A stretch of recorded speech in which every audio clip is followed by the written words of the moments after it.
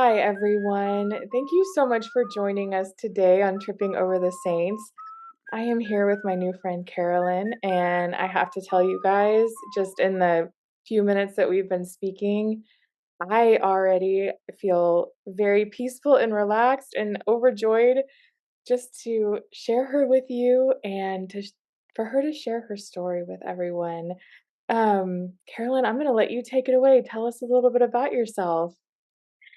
Thank you, Kate. I'm glad to be here. As I said to you earlier, I am a little nervous, but I feel the call to share my story.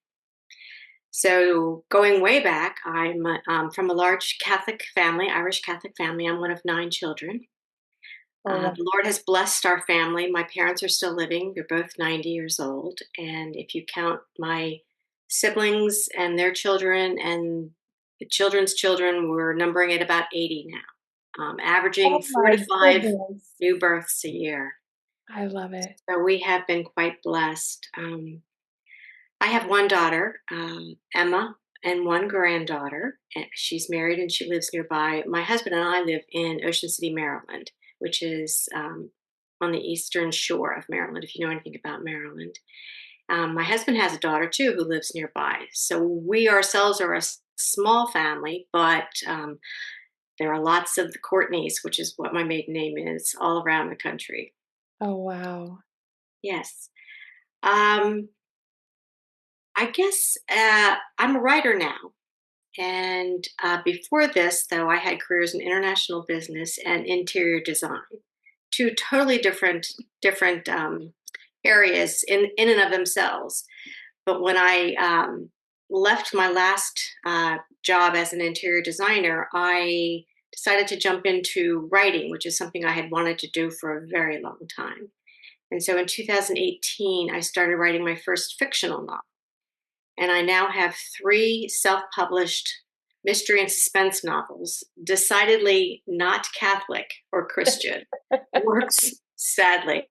But they're available for sale on Amazon as paperbacks and as ebooks. And so I've got three of them, and the last two are part of a series. And as I started writing the third in the series, it's called the Deceptive series. I lost my inspiration, and I struggled to you know find the plot, work on the characters. I just kept struggling and struggling and struggling, and so I would set it aside and I would think about it. And I realized that the reason I was struggling is because God was calling me to do something different with Mm-hmm. my writing talent.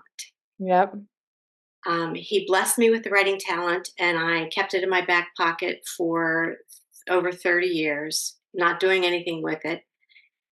And it was time, he said, that I did it for him, that I started writing for his glory Mm-hmm. and for his purpose. And of course, I wasn't quite sure what to do with that. So again, I pulled out the manuscript from my novel and I tried to write it some more. And about 6 months later, I got nowhere with it.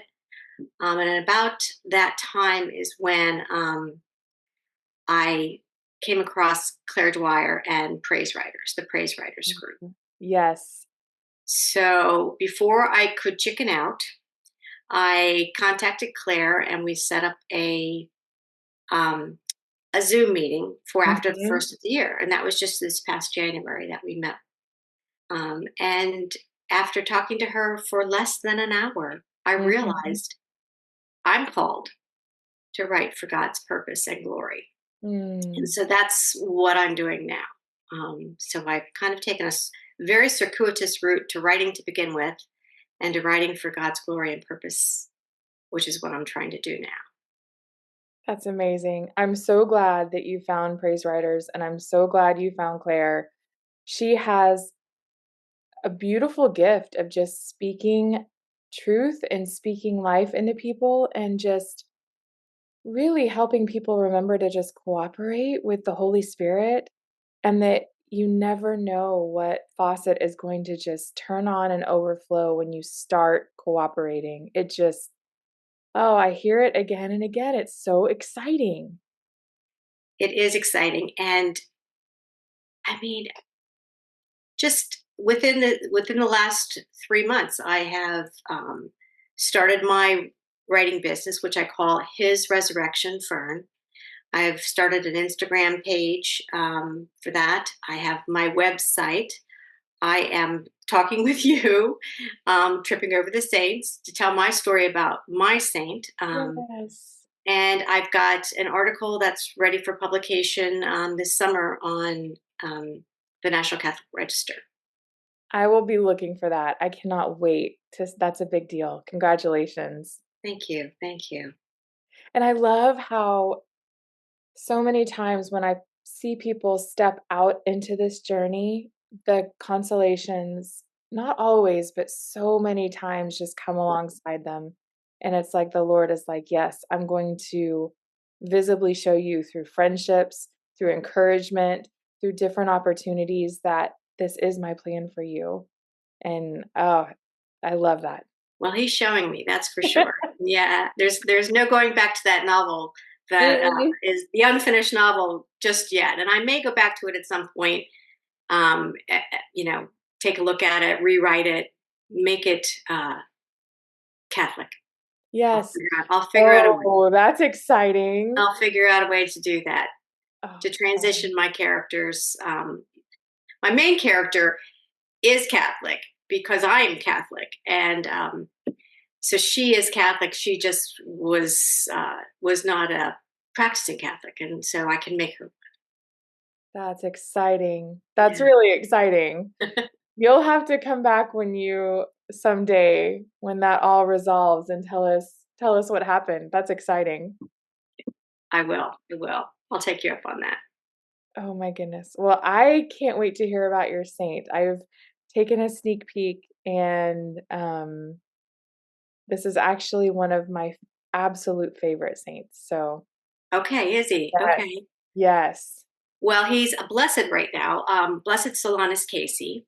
He is on his way to sainthood. At the moment, they're waiting for one final miracle, one last miracle to be verified, and then he will be named a saint. And my story, I never heard of him until the night of October 22nd, 2020, which was not quite 4 years ago. Well, I'm sorry, 2020, yeah. Not quite 4 years ago. But I had returned to the Catholic Church earlier that summer, and it was in the height of COVID, and I was very lost, as a lot of people were during COVID. And so I returned to the church, and after having left it for 40 years, Mm. when I was in college, I went to Catholic school, Catholic high school, and then when I went away to college, I left the church, sadly, and Mm. I stayed away for 40 years. Um, but I first felt the calling to come home to the church in the winter of 2019, 2020, and then COVID hit, and Mhm. I thought, now's the time. But then the churches were closed, and so I had to wait even longer than I had hoped for. But anyway, so I went back to the church in 2020, was welcomed back with arms wide open. At the parish we were living in Southport, North Carolina. So this was in Southport, North Carolina at the time. Um, and so I was determined to learn all that I had forgotten about the Catholic Church, and to make up for lost time. Mm. And so I was reading everything I could get my hands on about the saints, the church, and so forth. And I had purchased this book um, about the saints, and it is. I'm going to give you the title of it. Hang on one second here. I apologize. Nothing Short of a Miracle: God's Healing Power in Modern Saints by Patricia Treese is her name. Okay. And one of the saints that she covers in 2 chapters is Blessed Solanus Casey, whom I had never heard of before. And I just loved reading the stories of the miracles. And so as I'm reading, I'm sitting next to my husband one evening, and I'm reading while he's watching TV. And I read the story of this man who came to see him. Blessed Solanus Casey was the porter at the monastery, basically. That's not the right word. What am I thinking of? The friary, the home of the priest. Yes. Parsonage? That's not right either. Yeah, But yeah, in any event. it'll come to us. He was the It will. greeter at the door. And so one night this man came to talk to him.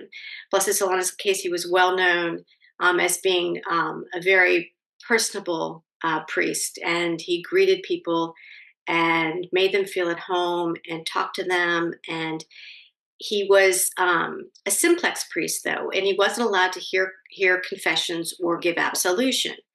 But what he would do is he would listen to these people and talk to them about their issues, their problems, their concerns, their challenges, and then he would send them to one of the full-fledged priests, if you will, to receive to say their confession and to receive absolution.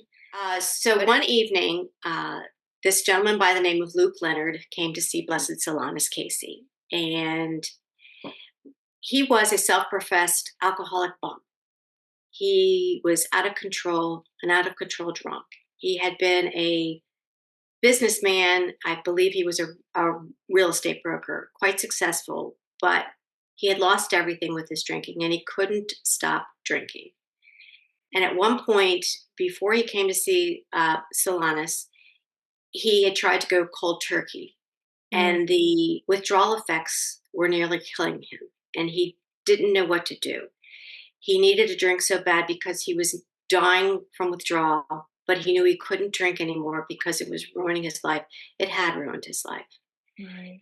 And Solanus let him finish talking, and then he asked him, "So, Luke, when did you get over your sickness?" And Luke's like, "Father, you don't understand. I'm not sick. I'm a drunk." Mm.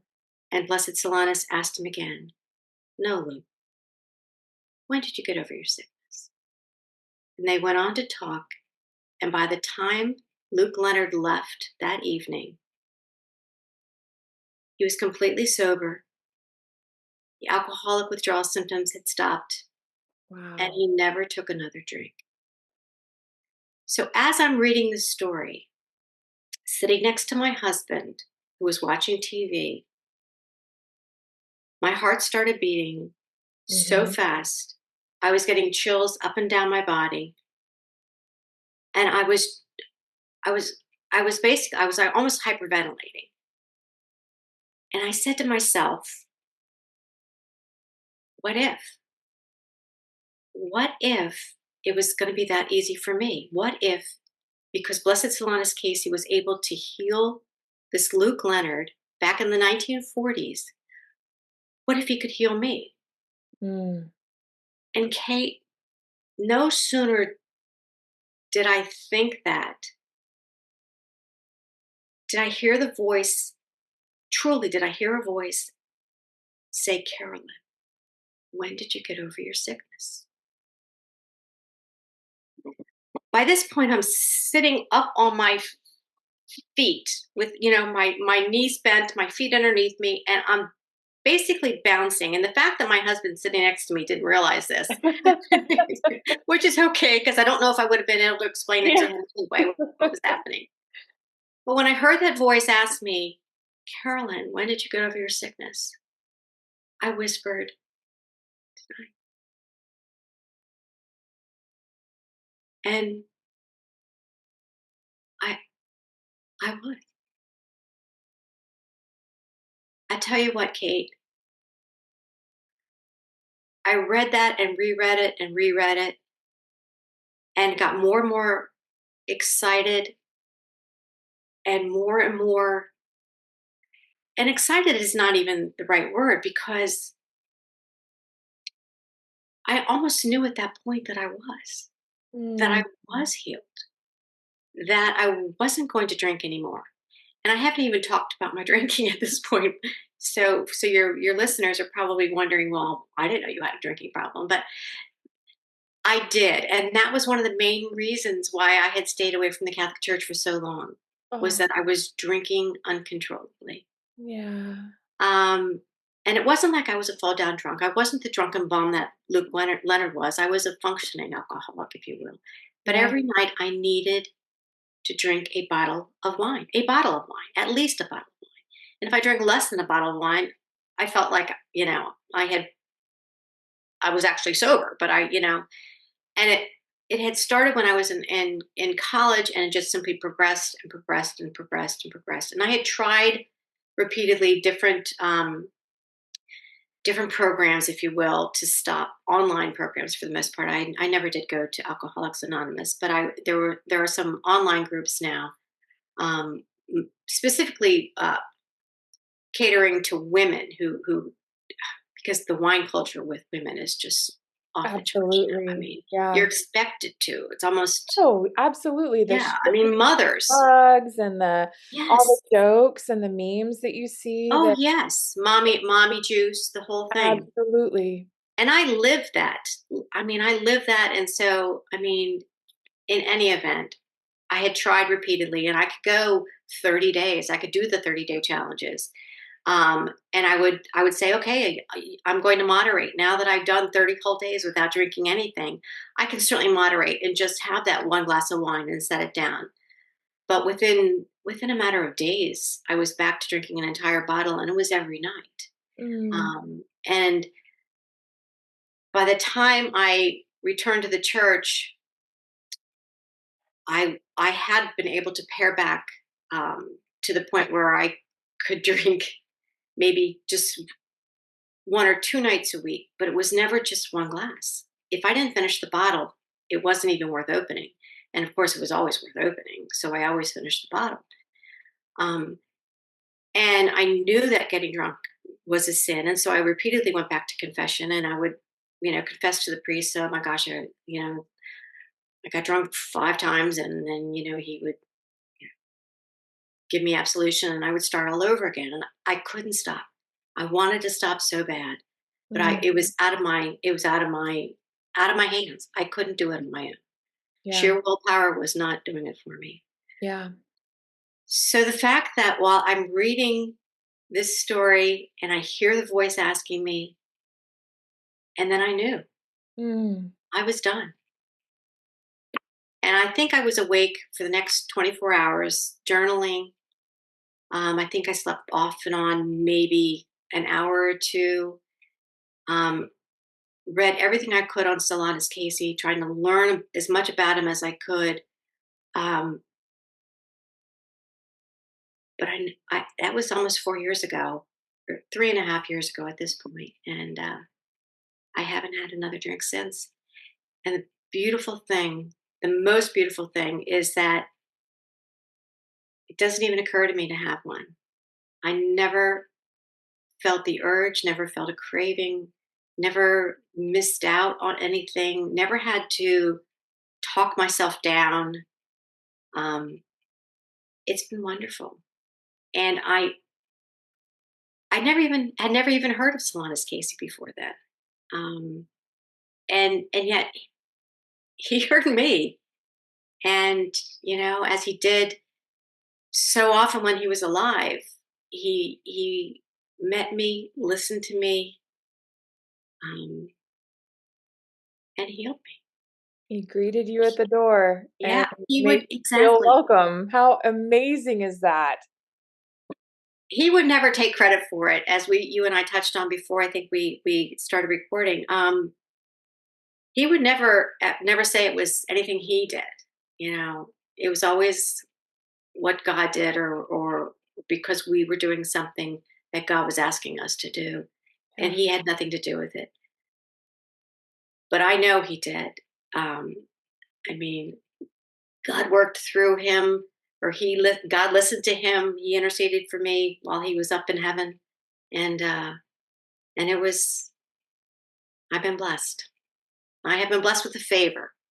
It's Yeah. not a miracle, according to the vice postulator, the cause for canonization for Blessed Solanus Casey. His name is Father Ed Foley, and he has heard my story.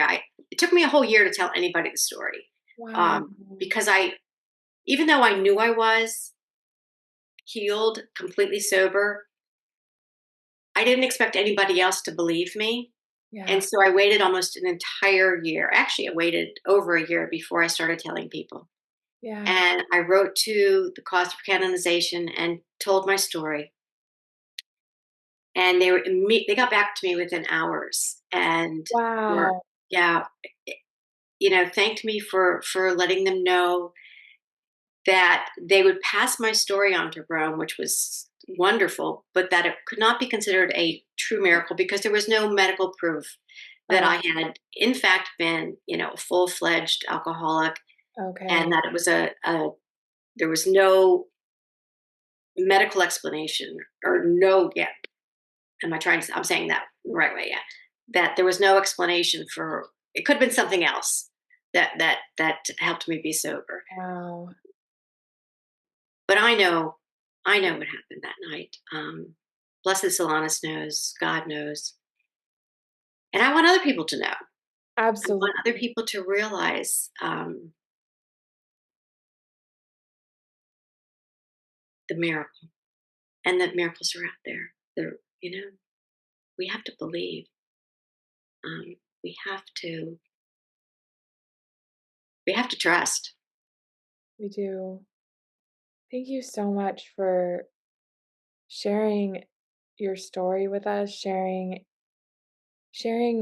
being vulnerable with us because I think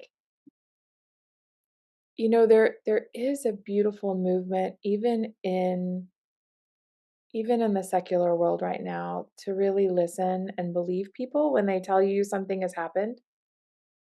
And I think, goodness, if they could only do that with the miracles that happen every day, with the miracles that God rains down on us, with the sunrise, right? Like Yeah. just looking around and noticing his goodness, that this world would change one person at a time because when we step forward in vulnerability and we share those hidden parts of ourselves for his glory and for the sake of others, beautiful things can happen. So, first, I just want to thank you for being vulnerable and sharing that part of yourself with us. That's very brave, and thank you.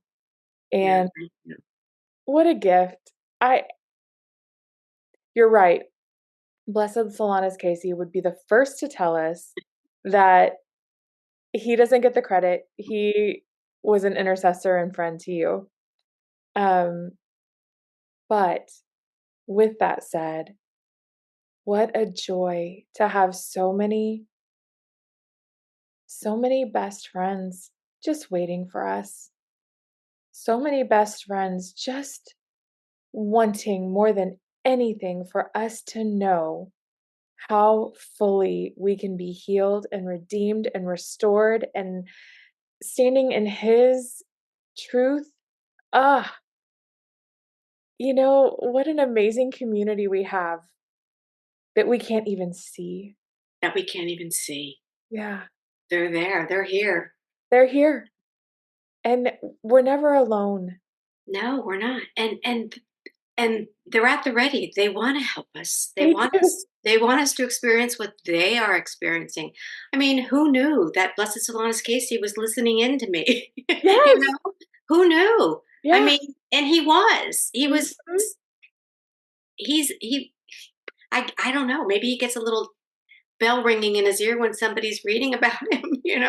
Well, and you Who's think to about say? that whole journey, that author had to step out in bravery and confidence and write about him and put herself out there. Now the process of becoming a writer and an author and a published author. There's a whole process to that and a whole vulnerability and rejection and editing and all of the things. So the fact that it started with her and got all the way to you, and Blessed Solanus Casey has just been probably hoping more than anything that that book gets into the hands of the right people. Oh, Yes, that is. I mean, that gives me the chills even just thinking of that pathway. yeah, the dominoes that have to happen for us to hear the message and wake up. Yes. Yes. Yes. Absolutely. Yep. Absolutely. And all the places that we have to be at the right place in the right time, Oh my goodness. and how patient he is with us. In all those times that we turned a different way, or we didn't buy the book, or we didn't listen to the prompting of the Holy Spirit, and we went a different direction, and he's so patiently waiting. He's so patient with us. He's like, if you only knew, I want to help, you Yes. know? And if there's something I can do or say, or if someone hears my story or reads my story or takes a look at my postings on Instagram, reads one of my blogs on my website, and they're moved in the same way I was reading Patricia Teresa's book, and they're healed and redeemed and saved, or on their way to being, or I don't know, that's all I want. That's all I want. Even if it's one person, even if it's one of my many nieces or nephews who reads it, um, it's all I want is to help somebody else. I would love to help everybody else to not have to go through what I went through. Yeah. We all have our own journey, and if I could help somebody along on their journey, that's what I want to do. And I love what you shared about there was something so special about his intercession and God's strength. I think there's something in our society right now that is very much, pull yourself up by your bootstraps. If you do this 30-day program, you're going to have the strength to get past it, and a switch is going to come on. But it's like, you know what? That verse, by his strength, by his stripes we are healed, and then I can do all things through Christ who strengthens me. Yes. It's his strength, it's not ours. It is his strength, and the minute we recognize it, that it's not our own strength, it's not our bootstraps, it's not our 30-day program, it's not the things that we do, it's his grace, it's his strength that is going to push us to the other side of healing. Thank you for sharing that. It truly is, and we're misled by the secular world that we can do it our all on our own. Yes. We can have whatever we want. We Mhm. can be whoever we want to be. And Mhm. no, yeah. 64 years old, and I'm telling you, no, you can't. You Yeah, need God. You need the Holy Spirit. You need Jesus Christ. You need the saints, the angels, Mother Mary. You need them. you do. You do. Yes. And when you need them, and then when they're there, it is the most beautiful, comforting, peaceful thing that you've ever known. It's not some list of rules or some yeah, it's so freeing and beautiful Freeing. to me. Yes. Yeah, I mean, so many people say, well, I'm not going to follow those rules. I can't possibly follow the 10 Commandments, let alone all the rules that the Catholic Church throws right. at you. Oh, my goodness gracious. Those Yeah. rules are what free you to be who you were meant to be and to be the very best that you can be, that you're supposed to be. Yeah, Stop fighting it. yep, yep. It's almost a relief to have those rules. I think about, all the books that tell you, how to raise children and the things to do, and they tell you over and over again, children need boundaries. They need to know not to run in the street, and they need to know why, and they need to know when to go to bed, and they need to know why you're training them, and it's a relief for their little bodies to be told, "Hey, this is what we need to do so that you're healthy. This is when we're gonna go to bed. This is what we're gonna eat. We're not gonna eat a ton of sugar. We're gonna eat your fruits. We're gonna eat your vegetables. We're gonna eat your protein." And I feel like it's the same with adults and with the Lord. He gives us these rules because he knows that when you follow these rules, when you act in love, when you don't hold grudges, when you don't keep a list of wrongs, when you don't envy, when you don't do those things, there's a freedom in that because you're not carrying all those burdens that go with those sins. There is so much freedom and joy and peace in the life that you can have in him. in And him. I wish people could, I hope people can see that there is freedom and beauty just waiting for them. I agree. Yeah. I so tell me a little bit about how you found out to write to the cause for canonization, because that I don't know that process. That's amazing. Oh, okay. So in my research on Blessed Solanus Casey, like I said, I knew nothing about him, and so I was reading as much as I could on him. And there are a couple different websites. One of them is the Solanus Casey, solanuscasey.org, I think it is what it's called. And the other one is the Solanus Casey Guild. Um, so I went on both of them and I read all the stories, and I'm like, oh, I have to tell them, I have to tell them, I have to tell them. And so there are reporting. There's a section says reporting a favor, how to report a favor, and a long form, and it asks for medical information. And I thought, well, I don't have any medical information, but I still have to let them know. Yes. Um, so they want you to tell them. Oh, Um, because they're looking for that second miracle that can be yes. verified by the church, and so they really do want a miracle, and they want you to tell them. So anyway, they give the name of the vice postulator for the cause for canonization. It's a lot of mouthful, and so they give you his email address. And so when I my year was up, I wrote the story out, and emailed it to him. And like I said, he got back to me right away. Oh my goodness. Yes, yes. And said again, like it was not a miracle according to the church, but they would forward my story on to Rome to let them know that Solanus is still busy helping Oh, us all out, helping us yes. out here, healing us and being our friend. And like you said, opening the doors for us when we call out to him. Mm, And I mean, he died in 1957, and to think that I wasn't even born when he died. And I mean, saints have been some of the saints have been dead since the year, I guess 30. What I don't know whenever Saint Stephen was yeah. killed. I mean, but they're there. Come on, Yes. let's And all time call is on not them. yes. They're so ready just to be our friend and tell us about who they see face to face.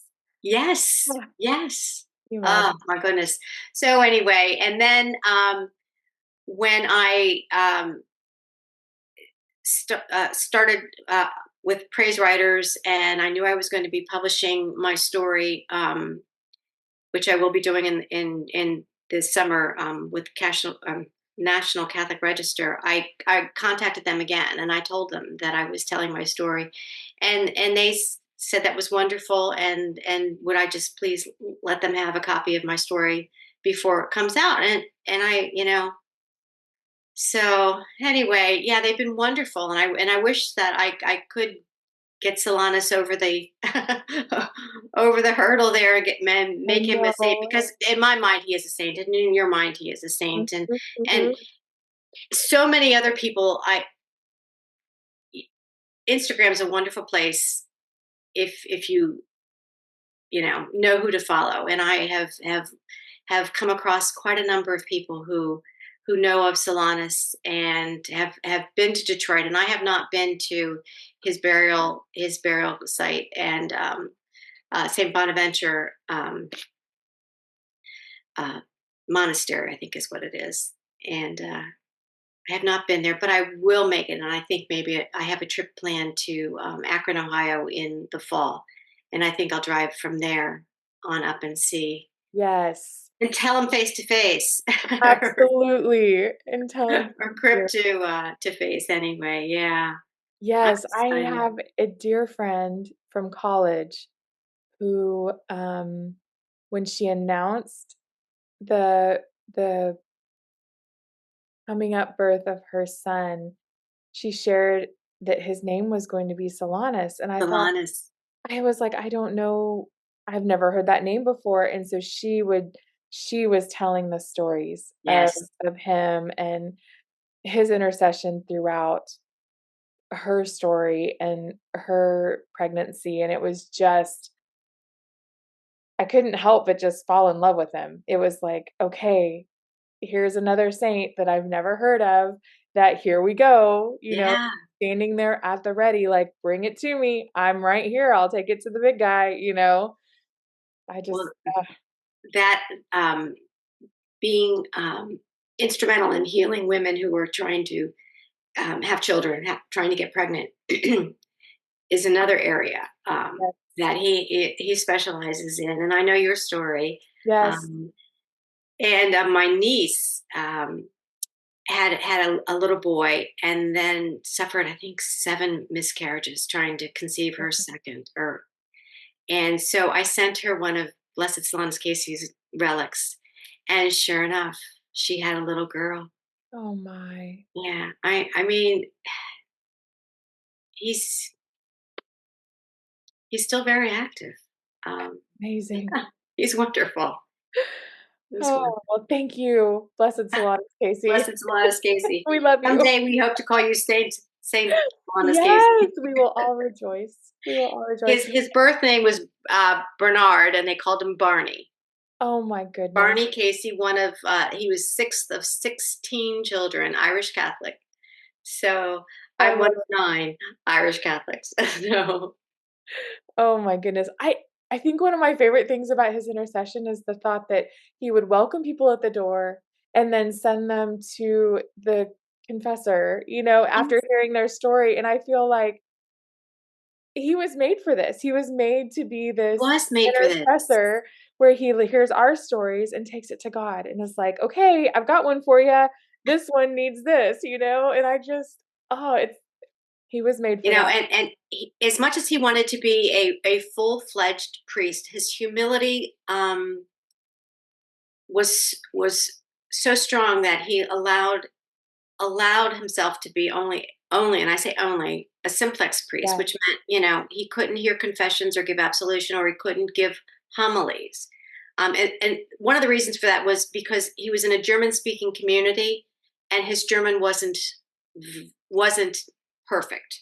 And Yeah. so they felt that perhaps because he wasn't quite fluent in German, it wasn't fair, I guess, Sure. to his parishioners. But what he gave them instead Yes. was was so wonderful. Yeah, is what makes him a saint. Will make him a saint one day. Yeah. Yeah. There is nothing better than when you are going somewhere, especially if you're going somewhere and you're a little nervous, like confession, to be welcomed at the door by somebody warm that wants to know your story. There's nothing better than that. Oh, And to know that he's still doing that today, yes. he is welcoming you. He wants to know your story and he's ready to ask for intercession or to intercede on your behalf. I love that. And I hope that when the day comes for me to go to heaven, that he'll be waiting at that gate for me, and Yes. He'll be welcoming you at the door. he'll be welcoming me at the door. God Exactly. willing, he'll be right there saying, "Come on in. I Come recognize on in. you." Yep. Yeah. Oh my goodness. Well, Carolyn, thank you so much. Let us know when your article comes out with National Catholic Register, and I will link it for everybody. That way we can Thank all you. I read it will. and celebrate you. And then, hey, when he becomes a saint, we're gonna have a special episode that Yes. so Yes. feast day celebration. Celebrate for sure. Absolutely. Thank you, Kate, for inviting me. I appreciate it. Thank you. Thank you so much for joining us for Tripping Over the Saints. I hope you enjoyed meeting our new friend, and I cannot wait to introduce you to more new friends. If you would like to become a patron of this podcast, we would love for you to join in at Patreon. The donations you make go directly to cover the hosting, technical support, and donations we make to our speakers and podcasters and missionaries that come on the show to introduce us to someone new. Have a great day, and I cannot wait to talk to you again.